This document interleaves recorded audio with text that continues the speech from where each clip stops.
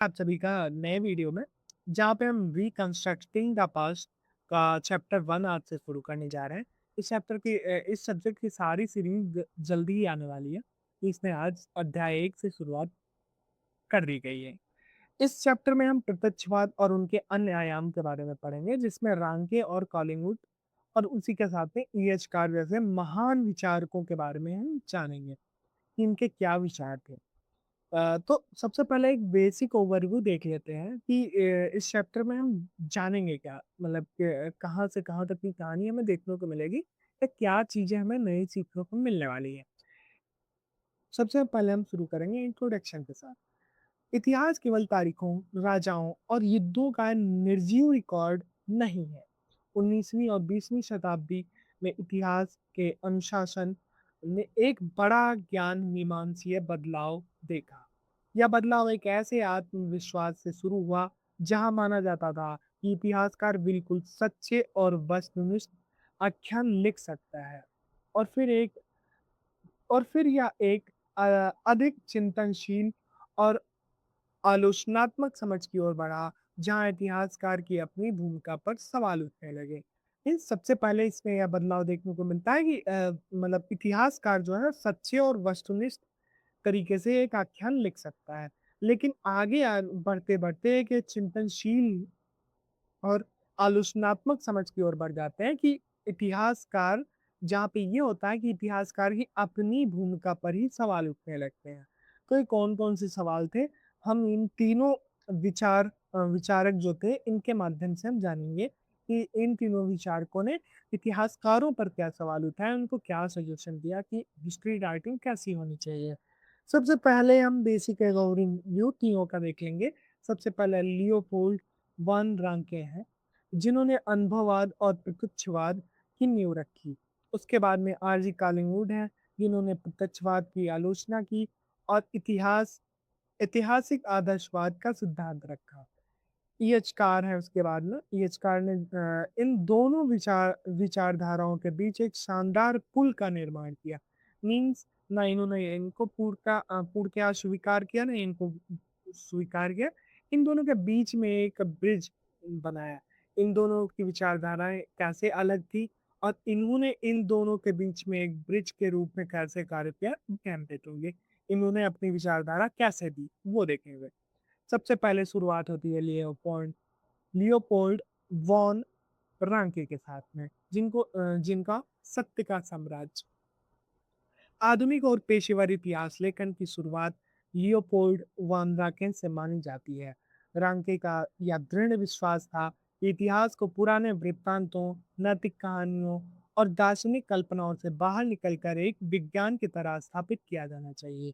अभी तक जो इतिहास था, वो एक नैतिक कहानियों पर आधारित था, दार्शनिक कल्पनाओं पे लिखा जाता था। तो इन सब से निकलकर रांके ने जो अवधारणा दी, उन्होंने कहा कि एक विज्ञान की तरह स्थापित हो, जिसमें विज्ञान में हर चीज के पीछे, हर थ्योरी के पीछे एक सॉलिड रीजन होता है, वो रीजन के साथ में होना चाहिए। तो रांके की ऐतिहासिक विधि क्या थी, ये देखते हैं कि जो ये बोल रहे थे अभी कि यहाँ विज्ञान कितना होना चाहिए, उसमें जो इनकी ऐतिहासिक विधि है वो कौन कौन सी थी। तो सबसे पहला इनका जो मेन मुख्य सिद्धांत है, वास्तव में हुआ जैसा वास्तव में हो। रांके की सबसे प्रसिद्ध बौद्धिक विरासत यही जर्मन वाक्यांश है, जो इसका सीधा सा अर्थ है कि इतिहासकार का काम अतीत को अपने प्रमाणिक रूप में फिर से खोजना और दिखाना है, बिना किसी आधुनिक नैतिकता या निर्णय को थोपे। इन जैसा वास्तव में हुआ था, एग्जैक्ट वैसा ही दिखा दो प्रमाणिक रूप से। उसमें कुछ आधुनिकता मत ऐड करो, उसमें कोई निर्णय मत थोपो। जैसा एग्जैक्ट उस टाइम पीरियड में हुआ था, उसी को हमें इतिहासकार को दिखाना चाहिए। उसमें कोई जज की भूमिका ना निभाए, निर्णय ना थोपे और उसमें आधुनिक नैतिकता ना ऐड की जाए। उसके बाद में इनका मुख्य जो है दस्तावेजों पर निर्भरता। लवंके से पहले के इतिहासकार अक्सर दूसरे लेखकों की किताबों या साहित्यिक रचनाओं पर निर्भर रहते थे। रांके ने इस चलन को बदला और मूल दस्तावेजों जैसे सरकारी कागजात, राजनयिक पत्राचार और चश्मदीद गवाह के बयानों को इतिहास का आधार बनाया। इसके पहले क्या होता था, ये जितना भी इतिहास लेखन होता था, वो किताबों और साहित्यिक रचनाओं पर निर्भर रहता था। जो इतिहासकार एक दूसरे लेखकों से उठाते थे और लिखते थे। अब इन्होंने क्या बताया कि जो मूल दस्तावेज है, मीन्स ओरिजिनल डॉक्यूमेंट्स हैं, उनके आधार पर जो इतिहास है उसको लिखा जाना चाहिए। इसमें सरकारी कागज हैं, राजनयिक पत्राचार है, मीन्स डिप्लोमेटिक जो डॉक्यूमेंट्स होते हैं वो, और चश्मदीद गवाह के बयान नोट करने चाहिए, उसके आधार पे हिस्ट्री राइटिंग होनी चाहिए। शोध आलोचना के अंतर्गत ये क्या कहते हैं, उन्होंने ऐतिहासिक शोध में यह सख्त नियम लागू किया कि किसी भी दस्तावेज का उपयोग करने से पहले उसकी प्रामाणिकता, विश्वसनीयता और संदर्भ की गहरी जांच की जानी चाहिए। मीन्स जो हम डॉक्यूमेंट्स यूज कर रहे हैं हिस्ट्री राइटिंग के लिए, क्या वो सही है, इसकी जांच सबसे पहले की जानी चाहिए। उसी के बाद उसका यूज़ किया जाना चाहिए हिस्ट्री राइटिंग के लिए। श शैक्षणिक संस्थापन शैक्षणिक संस्थापन में क्या है, रांके ने बर्लिन विश्वविद्यालय, यूनिवर्सिटी ऑफ बर्लिन में प्रोफेसर के रूप में सेमिनार प्रणाली की शुरुआत की। सेमिनार प्रणाली क्या थी? इस प्रणाली ने इतिहासकारों की नई पीढ़ियों को अभिलेखीय शोध और आलोचनात्मक विश्लेषण में प्रशिक्षित किया। इन्होंने बर्लिन विश्वविद्यालय में सेमिनार प्रणाली शुरू की, जिसमें अभिलेखीय शोध सिखाया गया और आलोचनात्मक विश्लेषण सिखाया जा रहा था। रांके ने किन विचारधाराओं को विरोध किया, हम आगे बढ़ते हैं, इस टॉपिक पे बात करेंगे। किस विचारधारा का विरोध करके नई विचारधाराएं बता रहे हैं। दार्शनिक इतिहास का इन्होंने विरोध किया। उन्होंने हेगेल जैसे विचारकों की कड़ी आलोचना की। हेगेल मानते थे कि इतिहास एक विश्व आत्मा के अनुसार एक निश्चित दिशा में आगे बढ़ता है। रांके ने तर्क दिया कि इतिहास को अमूर्त सिद्धांतों के बजाय ठोस ठोस वास्तविकताओं पर आधारित होना चाहिए। इसके पहले जो दार्शनिक इतिहास था, उसका इन्होंने कड़ाई से विरोध किया। उपदेशात्मक इतिहास का विरोध इन्होंने किया। ज्ञानोदय के दौर के विचारकों जैसे वोल्टेयर ने इतिहास को नैतिकता और सभ्यता सिखाने का साधन माना। रांके ने इसे खारिज करते हुए कहा कि इतिहासकार का काम अतीत का न्याय करना नहीं बल्कि उसे समझना है।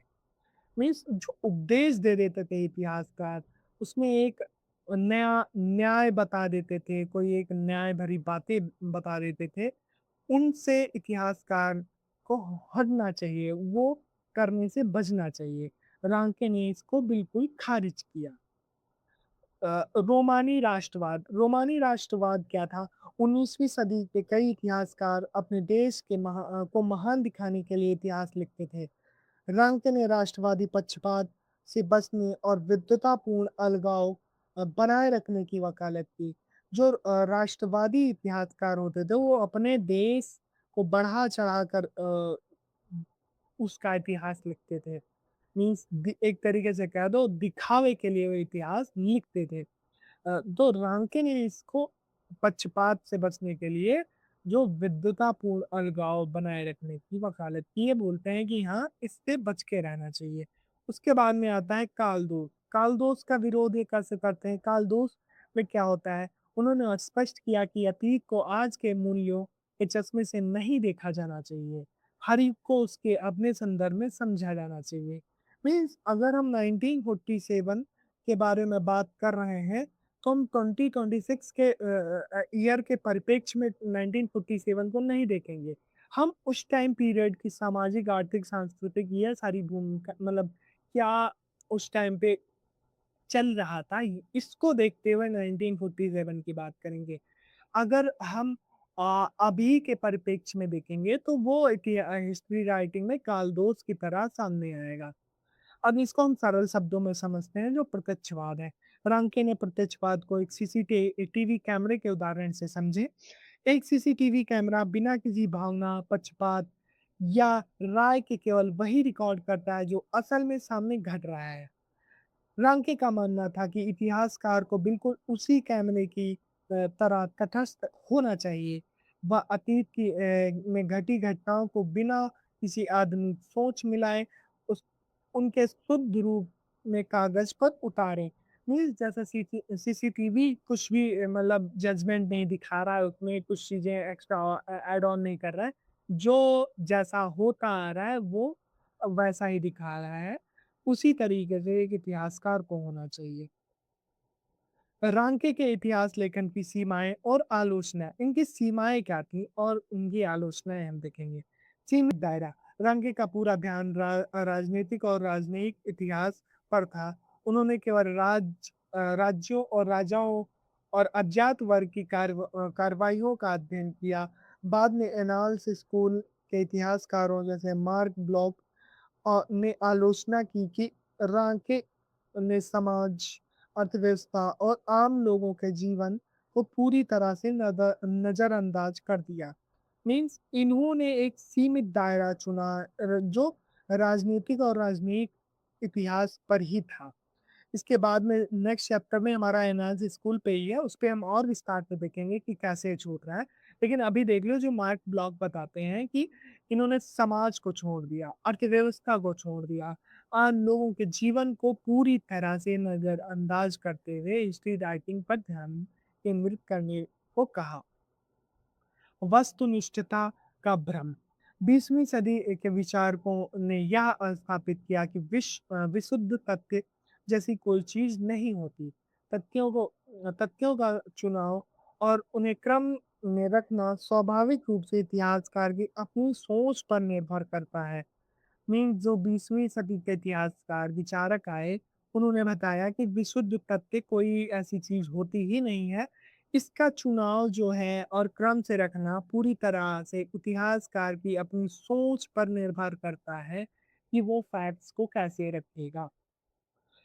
फिर नेक्स्ट हमारे विचारक आते हैं आरजी कॉलिंगवुड और ऐतिहासिक आदर्शवाद। आरजी कॉलिंगवुड के बारे में पढ़ेंगे और उनके ऐतिहासिक आदर्शवाद के बारे में जानेंगे। कॉलिंगवुड ने रांके के प्रत्यक्षवाद पर सीधा प्रहार किया। उनका तर्क था कि इतिहास केवल बाहरी घटनाओं और दस्तावेजों का ढेर नहीं है, बल्कि यह मूल रूप से इंसान के भीतरी विचारों की दुनिया से जुड़ा है। मीन्स अभी तक जो था ये इन्होंने इंसानी विचार जो भीतरी विचार थे किसी भी चीज को करने के पीछे वो क्या सोच रहा है, उसके क्या विचार आ रहे हैं, इसको इन्होंने रांके ने पूरी तरह से मतलब ध्यान नहीं दिया था, उसको छोड़ दिया था। और आरजी कॉलिंगवुड जो आते हैं वो बताते हैं मूल रूप से इंसान के भीतरी विचार जो है उसको देखना चाहिए। कॉलिंगवुड की ऐतिहासिक व्याख्या क्या है? विचारों का इतिहास। कॉलिंगवुड की सबसे प्रसिद्ध धारणा है कि सभी इतिहास विचारों का इतिहास है। Means all history is history of thought. इसका अर्थ यह नहीं कि युद्ध या संधियां मायने नहीं रखती, बल्कि इसका अर्थ यह है कि कोई भी भौतिक घटना तब तक ऐतिहासिक महत्व नहीं रखती जब तक हम उस घटना को अंजाम देने वाले इंसानों के इरादों और तर्कों को ना समझ ले। मीन्स इसमें ये नहीं आ गया कि युद्ध और संधियां मायने नहीं रखेंगी, बट ये युद्ध क्यों हो रहा है, इसके पीछे का क्या कारण है, क्या सोच है इस युद्ध के पीछे, ये देखना, उनके क्या इरादे हैं और तर्क क्या है, इसको जब तक हम ना समझ लें तब तक हम मतलब एक सही हिस्ट्री नहीं लिख सकते हैं। ऐसा कौन कह रहा है? R G Collingwood. बाहरी बनाम भीतरी पहलू, उसमें सबसे मेन टॉपिक एक तरीके से यही हो सकता है जो इन्होंने एक हट के विचारधारा दी है। इसमें ये बताते हैं कि या वह है जिसे हम देख सकते हैं, जो बाहरी है उसके बारे में पहले बात करते हैं, या वह है जिसे हम देख सकते हैं। जैसे एक राजा का संधि पत्र पर हस्ताक्षर करना जिसे हम देख रहे हैं, युद्ध की घोषणा कर रहा है, वो हम देख रहे हैं। और भीतरी जो है इनसाइड है वो क्या है, या उस कार्रवाई के पीछे की विचार प्रक्रिया है जैसे राजा की राजनीतिक गणनाएँ, उसकी मजबूरियाँ और उसके इरादे। कॉलिंगवुड के अनुसार इतिहास का मुख्य सरोकार इस भीतरी पहलू से है। मीन्स भीतरी पहलू सबसे ज़्यादा मायने रखता है कि राजा की राजनीतिक गणनाएँ, उसकी मजबूरियाँ क्या थी, उसके इरादे क्या थे, किसी संधि या मतलब संधि पत्र या युद्ध की घोषणा पत्र पे साइन करने से पहले के। तो सबसे मेन इन्होंने जो फैक्ट्स हैं एक तरीके से कि हाँ, एक संधि हुई, एक युद्ध हुआ, फैक्ट्स को इन्होंने रखा, बट उसके साथ में उसका जो भीतरी पहलू है, उसको इन्होंने ऐड ऑन किया कि उसके पीछे इसके इरादे क्या हैं, उसकी क्या मजबूरियाँ हैं, ठीक है? फिर पुनर्अभिनय का सिद्धांत इन्होंने दिया। कॉलिंवुड ने तर्क दिया कि इतिहासकार का मुख्य काम अतीत के लोगों के विचारों को अपने स्वयं के दिमाग में पुनर्अभिनय करना है। ये कुछ उसी प्रकार से है जैसे उन्होंने बताया था कालदोस का सिद्धांत कि मतलब उसी टाइम पीरियड के परिप्रेक्ष्य में सोचना चाहिए। ऐसे ही ये बताते हैं पुनर्अभिनय मीन्स उस टाइम पीरियड को स्वयं के दिमाग में पुनर्अभिनय करना चाहिए। हाँ, नु अब इतिहासकार साक्ष्यों जैसे पत्र, भाषण, कलाकृतियाँ का उपयोग मानव विचार के निशानों के रूप में करता है या कोई कोरी कल्पना नहीं है, बल्कि साक्ष्यों पर आधारित एक अनुशासित बौद्धिक अभ्यास है। मीन्स उस टाइम पीरियड में जा करके और उसका पुनर्अभिनय करना चाहिए, उसके अनुसार पे इतिहास लिखना चाहिए। इन्होंने बताया कि तथ्य स्वयं नहीं बोलते। रांके ने बताया था कि मतलब फैक्ट्स पे उन्होंने ज़्यादा फोकस किया था। रांके के विपरीत कलिंगवुड का मानना था कि अफ्रीकागार में रखा कोई दस्तावेज अपने आप में ऐतिहासिक तथ्य नहीं है। वह तब तक वह तथ्य तब बनता है जब इतिहासकार किसी विशिष्ट प्रश्न के उत्तर के रूप में उसे प्रासंगिक मानता है। मीन्स जो आर्काइव है हमारे पास अफ्रीकागार है वहाँ पे बहुत सारे दस्तावेज हैं। और वो सारे दस्तावेज तथ्यों से भरे हुए हैं। लेकिन जो मतलब प्रासंगिक वो कब बनेगा जब कोई इतिहासकार उसको प्रासंगिक मानेगा। किसी विशिष्ट प्रश्न के उत्तर के रूप में उसको प्रासंगिक बना दे उस तथ्य को, वो ऐतिहासिक तथ्य तब बनता है। कांची और गोंद के इतिहास की आलोचना कांची और गोंद इतिहास की आलोचना में हम जानेंगे कि इन्होंने इसकी आलोचना कैसे की। कलिंगवुड ने इतिहास लेखन के उस तरीके को सिरे से खारिज कर दिया जिसमें इतिहासकार बिना किसी आलोचनात्मक विश्लेषण के अलग-अलग स्रोत से केवल अंश संकलित करता है। इसके बजाय उन्होंने प्रश्न और उत्तर विधि की वकालत की, जहाँ इतिहासकार स्रोतों से लगातार प्रश्न पूछता है। उन्होंने इस बात को खारिज कर दिया कि जो लोग अलग-अलग स्रोतों से केवल अंश उठाते हैं, कुछ अंश उठाया, उसको संकलित कर दिया और एक हिस्ट्री की किताब लिख डाली। उन्होंने इसको कैंची और गोंद इतिहास कहा। इसकी उन्होंने बड़े तगड़े लेवल से आलोचना की है। इसके बजाय वो बताते हैं कि किसी भी इतिहासकार मतलब वो अच्छा इतिहासकार वो होगा जो स्रोतों से लगातार पूछताछ करे, उनसे क्रॉस क्वेश्चन करके फिर इतिहास लिखे। सरल शब्दों में इसको समझेंगे घटनाओं का बाहरी और भीतरी पहलू। बाहरी और भीतरी पहलू पहले जान लेते हैं।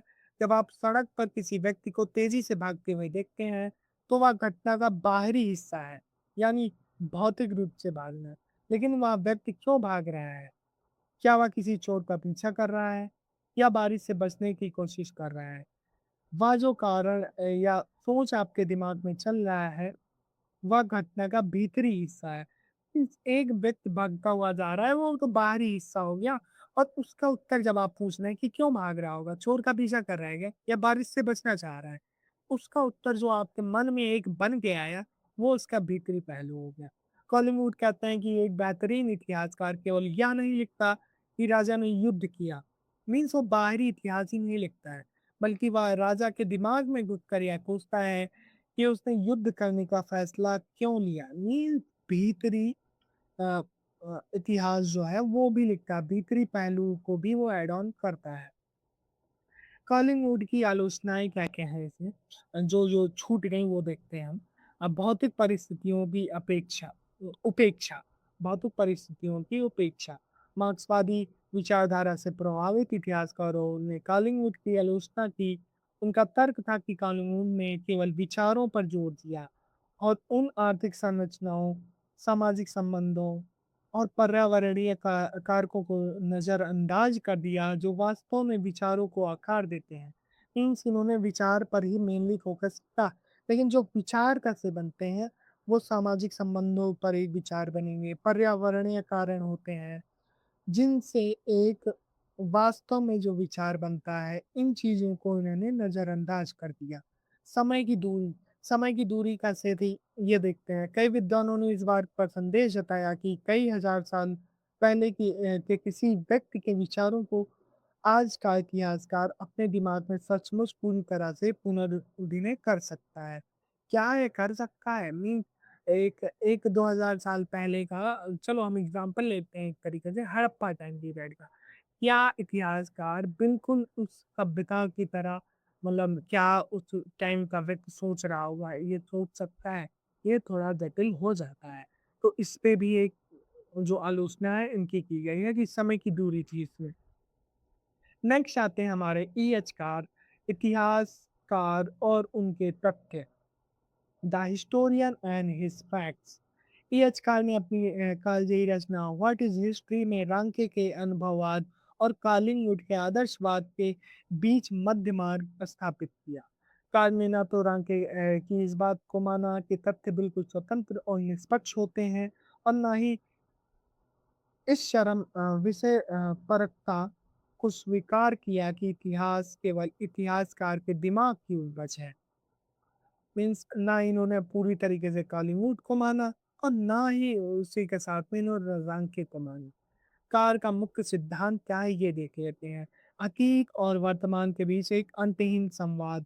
अतीत और वर्तमान के बीच में अंतहीन संवाद इन्होंने अपना मुख्य सिद्धांत के रूप में दिया। कार ने इतिहास को अतीत और वर्तमान के बीच एक अंतहीन संवाद के रूप में परिभाषित किया। इतिहासकार वर्तमान में बैठकर अपने युग की चिंताओं, सामाजिक माहौल म और विचारधारा के अनुसार अतीत से प्रश्न पूछता है। जैसे-जैसे वर्तमान बदलता है, इतिहास को देखने का नज़रिया भी बदलता है। इसलिए इतिहास को लगातार फिर से लिखा जाता है। मीन्स जो हिस्ट्री जिस टाइम पे लिखी जा रही है जैसे 2026 अभी कोई इतिहास लिख रहा है, तो वो अभी के परिप्रेक्ष्य में हड़प्पा सभ्यता की मतलब जो-जो एविडेंस मिलेंगे उनसे सवाल पूछेगा। यही आगे चल के या फिर हम सोच लेते हैं 1947 या में हिस्ट्री राइटिंग की गई। उस टाइम पे उस टाइम मतलब 1947 के अनुसार सवाल पूछे गए होंगे। इसी वजह से ज़्यादा से ज़्यादा सवाल बदलते हैं, नज़रिया इतिहास को देखने का नज़रिया भी बदलता है और इसी वजह से इतिहास का लगातार फिर से लिखा जाता है। अतीत के तथ्य बनाम ऐतिहासिक तथ्य। अतीत के तथ्य कौन से थे और ऐतिहासिक तथ्य कौन से थे, इस पे उन्होंने क्लियर बताया है। कार ने एक बहुत स्पष्ट अंतर बताया, अतीत में अनगिनत घटनाएँ हुईं, जैसे अरबों लोगों का जन्म और मृत्यु, जिन्हें अतीत के तथ्य कहा जाता है। मीन्स बहुत लोग की मतलब जन्म हुआ, बहुत लोग मारे गए, ये जो है अतीत के तथ्य हैं। इनमें से केवल वे घटनाएँ ऐतिहासिक तथ्य बन पाएँगी, मीन्स ऐतिहासिक तथ्य कौन से होंगे? ये सिर्फ़ वे घटनाएँ बन पाएँगी जिन्हें इतिहासकार महत्वपूर्ण मानकर चुनता है और अपनी कहानी में जगह देता है। सिर्फ़ वही ऐतिहासिक तथ्य बनेंगे जिनको इतिहासकार चुनेगा और अपनी जो हिस्ट्री राइटिंग है, अपनी जो कहानी है उसमें जगह देगा। कारणता और सामान्यीकरण।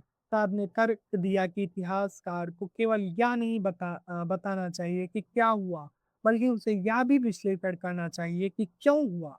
इस कारण और सामान्यीकरण इसको साथ में देखना चाहिए। इसके लिए घटनाओं के बीच कारण खोजना और पैटर्न बनाकर करण करना आवश्यक है। कि सामान्यीकरण के इतिहास सिर्फ अ, असंबद्ध तथ्यों का ढेर बनकर रह जाता है। मीन्स सामान्यीकरण जब तक नहीं करेंगे, तब तक वो एक तरीके से तथ्यों का ढेर बन के ही इतिहास रह जाता है। साक्ष्यों की सीमा पे इन्होंने क्या कहा कार ने साफ यह साफ किया कि इतिहासकार को अपने मन से तथ्य गढ़ने की आज़ादी नहीं है। मीन्स वो अपने मन से तथ्य नहीं बना सकता। उसकी व्याख्या हमेशा उपलब्ध स्रोतों और साक्ष्यों के दायरे में की जानी चाहिए। मीन्स ऐसा भी नहीं है कि तथ्य मिले तो उसकी व्याख्या वो खुद के अनुसार ही किया जा रहा है। वो भी जो उपलब्ध स्रोत हैं और साक्ष्य उन्हीं के दायरे में उसकी व्याख्या करनी चाहिए। सरल शब्दों में इसको समझेंगे। ई.एच. कार्ल ने रांके के इस भ्रम को तोड़ने के लिए एक बेहतरीन उदाहरण दिया है। वे कहते हैं कि ऐतिहासिक तथ्य मछली बेचने वाले की स्लैब पर रखी मछलियों की तरह होते हैं। एक इतिहासकार एक ग्राहक की तरह वहां जाता है। वह खुद चुनता है कि उसे कौन सी मछली ये मीन्स तथ्य जो तथ्य है वो मछली की तरह दुकानदार के पास है लेनी है। कौन से तथ्य वो लेगा ये खुद जाके इतिहासकार चुनता है। वह उसे किस बर्तन में वो किस विधि से पकाएगा और अंत में कैसे परोसेगा। तात्पर्य यह है कि तथ्य खुद कभी नहीं बोलते। इतिहासकार अपनी बुद्धि और व्याख्या से उन्हें बुलवाता है। हाँ, तो इसके लिए इन्होंने एक मछली वाला उदाहरण दिया। कार की यहाँ पे ईएच कार की आलोचना है जो है वो देखते हैं। उत्तर आधुनिकतावादी विद्वानों ने कार की आलोचना की क्योंकि कार अब भी वस्तुनिष्ठ ज्ञान और तार्किक सुसंगतता में विश्वास रखते थे। जबकि उत्तर आधुनिकतावादियों का मानना है कि सभी ऐतिहासिक व्याख्यान पूरी तरह से निर्मित होते हैं। दूसरी ओर दूसरी तरफ अनुभववादी इतिहासकारों को यह डाटा की कार की विचारधारा में व्याख्या पर इतना जोर दिया गया है कि इससे तथ्यात्मक सटीकता कमजोर पड़ सकती है। मीन्स इन्होंने जो मतलब व्याख्या पर इतना जोर दे दिया कि किसी भी कोई भी फैक्ट है तो उसकी व्याख्या करनी चाहिए। इसकी वजह से जो तथ्यात्मक सटीकता है ये कमजोर हो सकती है। ये अन, अनुभववादी इतिहासकार का डर था। तुलनात्मक विश्लेषण यहाँ पे करेंगे हम उसमें। तो सबसे पहले मुख्य विचारधारा थी वो देखेंगे लियोपोल्ड वान रांके, आरजी कॉलिंगवुड और ई.एच. कार की। रांके की जो विचारधारा थी प्रत्यक्षवाद और अनुभववाद थी। आरजी कॉलिंगवुड की थी ऐतिहासिक आदर्शवाद। ई.एच. कार की थी विश्लेषणात्मक संवाद परक। इतिहास का मुख्य उद्देश्य क्या होना चाहिए? ये लियो रांके क्या कहते हैं? अतीत को ठीक वैसे ही दिखाना जैसे वास्तव में हुआ। ये जैसा हुआ वैसे ही दिखा दो। कॉलिंगवुड इस पे क्या बोलते हैं? ऐतिहासिक अभिनेताओं के विचारों का पुनर्अभिनय। मीन्स विचारों का पुनर्अभिनय किया जाना चाहिए जिससे अतीत और वर्तमान के बीच एक अंतिम संवाद स्थापित करना। तथ्यों की प्रकृति कैसी होती है? सब विचारधाराओं और विचारकों के अनुसार रांके के अनुसार तथ्य वस्तुनिष्ठ होते हैं और वे इतिहासकार से स्वतंत्र रूप में मौजूद होते हैं। और इस पे आरजी कॉलिंगवुड कहते हैं तथ्य स्वयं नहीं बोलते, उसका महत्व तभी है जब वे घटनाओं के भीतरी पहलू को बताएं। मीन्स भीतरी पहलू विचारों को बताएं। ऐतिहासिक तथ्य ये इतिहासकार बोलते हैं ऐतिहासिक तथ्य इतिहासकार के चयन और व्याख्या का परिणाम होते हैं। इसमें इतिहासकारों की क्या भूमिका होती है? रांके इसमें बोलते हैं एक तटस्थ पर्यवेक्षक जो केवल प्रामाणिक साक्ष्यों को एकत्रित करे। मीन्स क्रॉस चेक करे। जो मैंने बताया था कि डॉक्यूमेंट वेरीफाई करे कि कौन सा डॉक्यूमेंट यूज हो रहा है, क्या वो ऑथेंटिक है या नहीं। एक सक्रिय विचारक जो आरजी कॉलिंगवुड बोलते हैं एक सक्रिय विचारक जो साक्ष्यों से पूछताछ करता है और विचारों को दोबारा जीता है। मीन उनको उन्होंने कहा था कि जियो उस टाइम पीरियड का, उसके बाद में लिखो। उस टाइम का व्यक्ति कैसा सोच रहा होगा, वो राजा कैसा सोच रहा होगा, उसको जी करके फिर लिखना है। फिर कार इस पे बोलते हैं एक व्याख्याता जो वर्तमान के संदर्भ में अतीत के तथ्यों को चुनता है और उन्हें अर्थ देता है। मीन्स वो वर्तमान के संदर्भ में अतीत के तथ्य को चुनेगा और फिर उसका अर्थ देता है। अध्ययन का मुख्य केंद्र क्या क्या है इनका? तो रांके का जो मुख्य केंद्र है वो कूटनीति, राज्य सत्ता और राजनीतिक अभिजात वर्ग। उसके बाद में आरजी कालीनोद का क्या है? मानव विचार, इरादे और तार्किकता। फिर उसके बाद में इयस्कार का है कारणता, सामाजिक आर्थिक संरचनाएं और ऐतिहासिक पैटर्न। फिर उसके बाद में ये है हमारे निष्कर्ष। और सबसे मेन बात, अगर आपको ये पीडीएफ चाहिए तो डिस्क्रिप्शन में मैंने टेलीग्राम का लिंक दे दिया है, तो जाके आप ये नोट्स डाउनलोड कर सकते हैं बिल्कुल free. Thank you so much for watching, और मिलते हैं नेक्स्ट वीडियो में। Thank you.